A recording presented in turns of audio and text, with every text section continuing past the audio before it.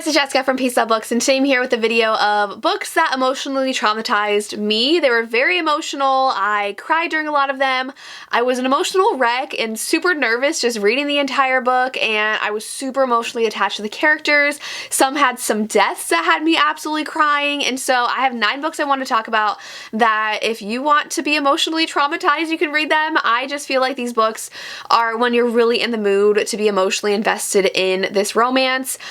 Pick these up, so I will go ahead and get to the recommendations. The first one is one that is very dark and just very serious, and you have to make sure you're in the right headspace to read, and that's Still Beating by Jennifer Hartman. I've talked about this so much since I read it in January. It's definitely gonna be one of my favorites of the year. Our hero and our heroine, they hate each other, they've known each other for a long time. The hero's been dating the heroine's sister for almost a decade, I feel like, and they're now engaged. The hero and the heroine always pull pranks on each other, and the heroine gets stranded at a bar, and she decides to call the hero to pick her up because no one else is answering. He's like, fine, I'll come pick you up. He picks her up and they get kidnapped together, and the kidnapper is a serial killer, so he kidnaps couples and kills them, and he makes them fall in love and kills them in front of each other. Like, that is his goal. And so this is very, very, very dark. They have to do things that they don't want to do. They're kidnapped by a serial killer who is literally psychotic. So the heroine goes through bad things, the hero has to watch, they have to do things, and it's traumatizing. And then they escape, and it is their romance, and he has to go back and be engaged to her sister. She needs to go back and try to enter society again and just be a normal person when she can't, and the only people they can turn to that understand what they went through is each other. I was so heavily emotionally invested in these people and their romance, and I just wanted them to find their happiness with each other. There are so many quotes in here that were so memorable to me. I definitely want to reread it and just annotate this because I read the ebook and it just blew me away. I was obsessed. These characters stuck with me for so long, and I can never get over this book. And that's what this video is, are books that like I cannot emotionally recover from because I was so invested in them and they were just that impactful to me. So if you want that, read this book. Another one that just hit me was The Duke and the Lady in Red by Lorraine Heath. This one, if you know, you know. I was listening to this audiobook and I was crying, and I almost never cry listening to audiobooks, but this one really hit me. And so there's just a large family aspect to this, and you really become attached to these characters. So our heroine meets our hero at a ball, and they're immediately like, you're it. Like, I'm obsessed with you, and there's just instant connection. The heroine tells the hero, I need money. I'm in this situation and I really need money. And so he's like, well, I'll give it to you, of course. She's really a con artist. She's trying to get money out of him for her family. And she ends up feeling guilty because she's like, I really, really like this Duke. And he's a very dark and brooding Duke. And he feels like something's off. And so he goes and watches her, and she's about to like flee with her family, and he's like, where are you going? And realizes what she's done. And then he's like, fine, you want your money? You need to spend a week with me. And so that's what happens. And her family gets really tied up into this.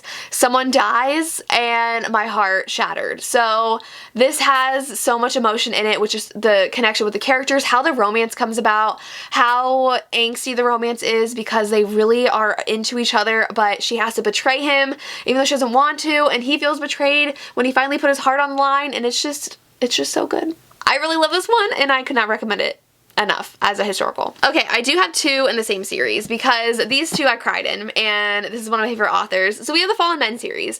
This one because a character dies that I'm still not emotionally recovered from. Even rereading it, I cried again because I was like, gosh darn it. This character is so beloved, and I can't believe Gianna did that, and I was just really emotionally attached to certain characters in here, and it was so hard watching that happen and believing that happened. So yes. And then we have Inked in Lies, where I was crying twice before the first 100 pages. So our heroine goes through a lot in the beginning because her parents are abusive, and they end up dying, and so she ends up being taken in by their neighbors, which is also her brother's best friend lives there, which is Nova, who is the hero of the story. And so the first like 100 pages is actually just them growing up, so it's not even the romance yet.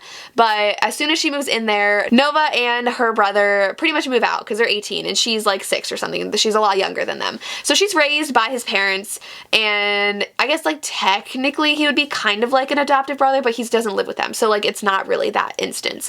And sad things happen. That's all I can say. I was just really invested in these characters and their growth and emotion and journey together, and I don't like it when sad things happen to our characters, and so our heroine has a really, really rough past, and it's just breaks my heart, but it makes me want her to have her happy ending even more, especially with Nova, because I love him so much. And so Gianna Darling really makes you invested in her characters and love all of them. So with these two, I'm definitely not emotionally recovered from either of them, and I don't know if I ever will be.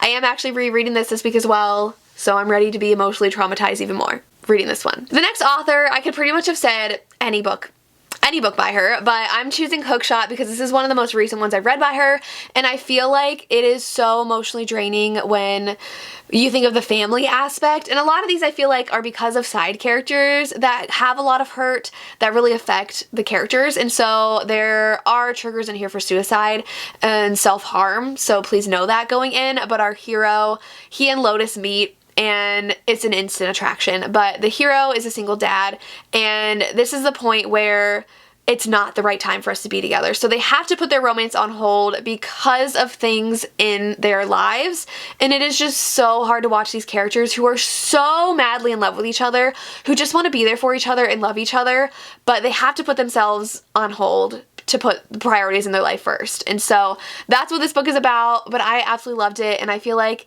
any book in this series you could put in this video, but this one is the one most recent that I read that I really felt that aspect in. Even the Kingmaker series, Real, Go the Grip series, which I'm still refusing to read the second book in. I'm putting it off because I know it's gonna just break me. Yeah, Kennedy Ryan likes to break her readers. She does such a good job about creating this bond between the hero and heroine, but also all the side characters as well. So this one, definitely very, very emotional.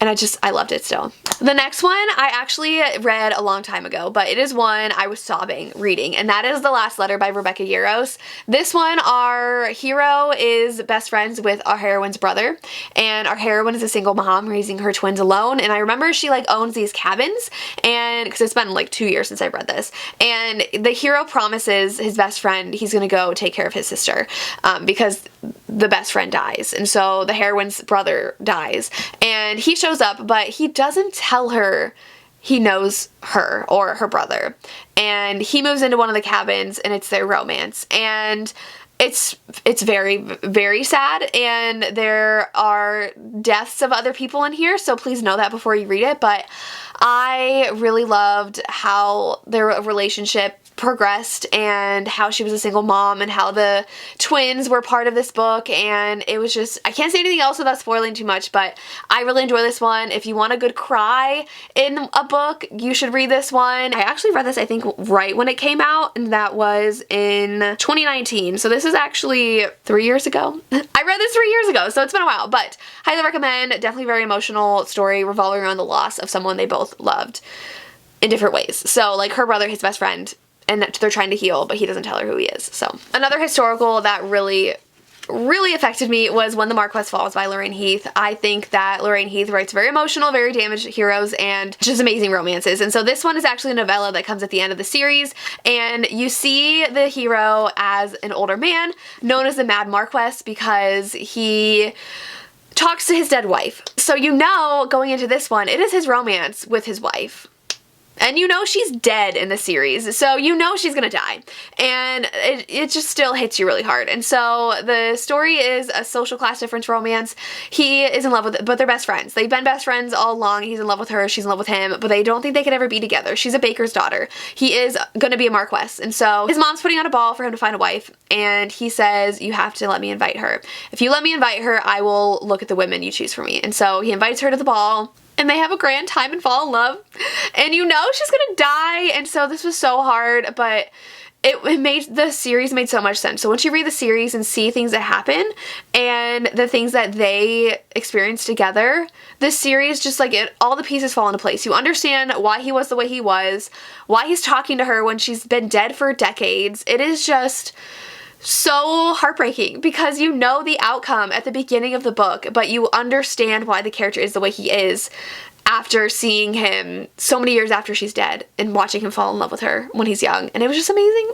and I cried, and it was just so, so good. Then I have The Heart Principle by Helen Hoang. This one was really hard to read. It is very, very serious. The series, like, they look all fun. I really enjoyed the first two. They had their serious side, but this one's definitely the most serious because our heroine is going through a lot. So she is in a long-term relationship. Her boyfriend's like, let's see other people and see how it goes. And she's like, okay. So she goes on a dating app and she matches with Quan. And Quan we've seen for the past 2 books, and I've been dying for his book. And he's so patient with her. They end up going on a date, and she isn't like ready for this, and so they end up becoming really good friends.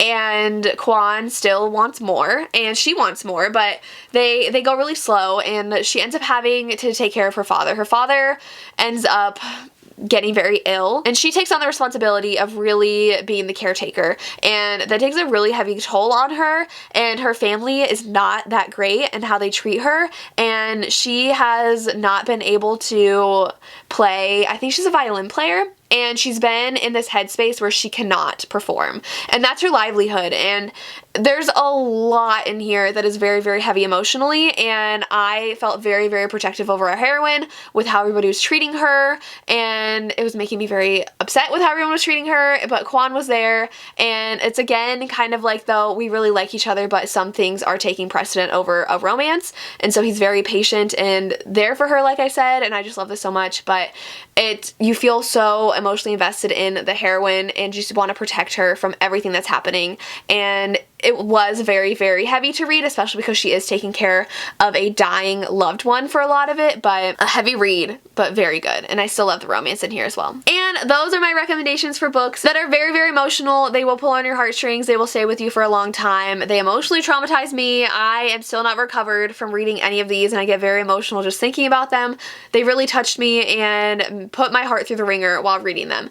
Let me know if you have any recommendations that you felt like you can never emotionally recover from reading the books because you were that invested in the characters and you just love them so much. So let me know. That's all I have. As always, thank you so much for watching and have a good day. Bye.